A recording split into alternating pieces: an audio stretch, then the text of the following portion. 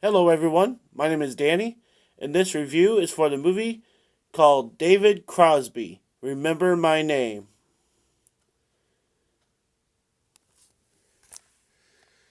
A revealing and deeply personal documentary exploring the life and creative renaissance of music icon David Crosby.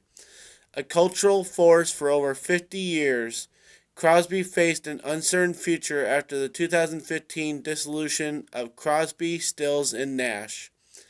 Racked with health issues and a personal obstacle, Crosby forged a new path at the age of 76, seeking out younger musicians and recording a pair of critically praised new albums.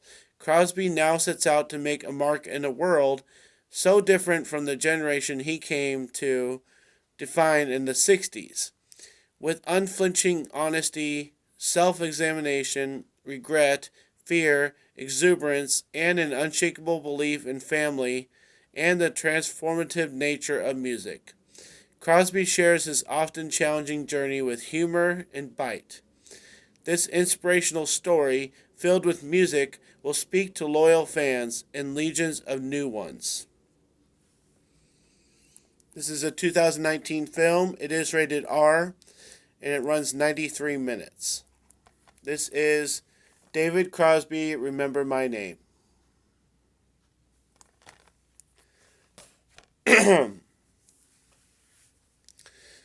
Well, I watched this the other night, and I had no idea who he was. I just kind of get documentaries and movies that I've never really heard of, and that's what I kind of watch. So when this came across my list, obviously I know it's a music one because I can see, that he was sort of a rocker with the hair and everything, but I had no idea who he was, and I'm not that educated in older time music except for some of my friends and family who know about all the rock bands in the world. And so I kind of asked them about it when I put it in, and they knew about Crosby, Stills, and Nash, and they knew about the first band that David Crosby was in.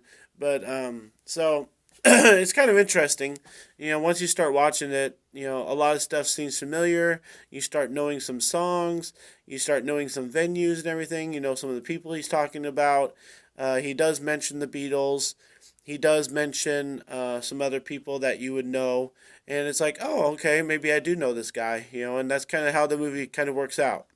So right off the bat, I can suggest watching this because you might know some of the songs, you might know some of the people, and it's kind of nice to know who he was affiliated with and who he became to know over 50 years. I mean, you almost get to know everybody, depending on what kind of scenes you're in and how much you tour and travel and all that stuff. So yeah, it's very interesting. The the raw honesty of the movie is a little uneasy, for someone like me not wanting to watch the most vulgar documentary I could probably watch.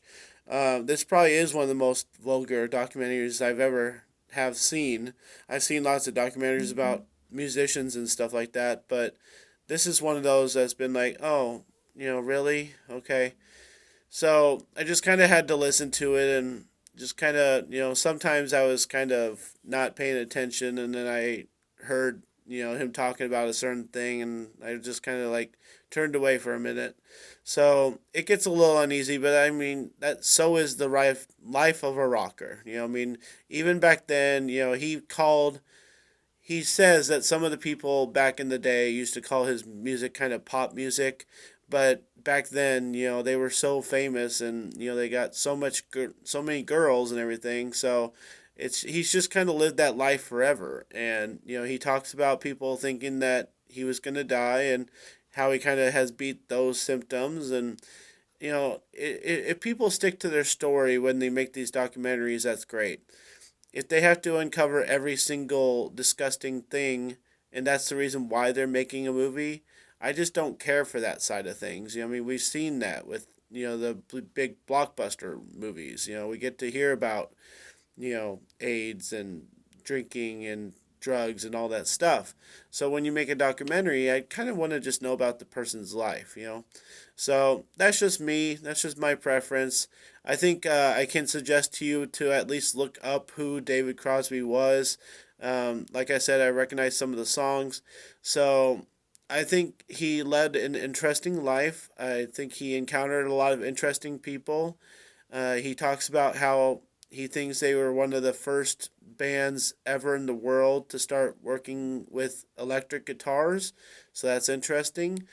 And the person that decided to make this movie obviously thought that there was enough other interesting stuff in his life to make a documentary, and I do agree with that. I do think it was a very valid movie to make.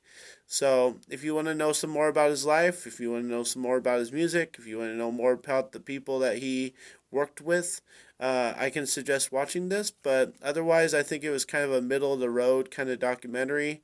I didn't really love it, but I didn't really think it was boring or anything like that. So I'll give David Crosby, Remember My Name, a C.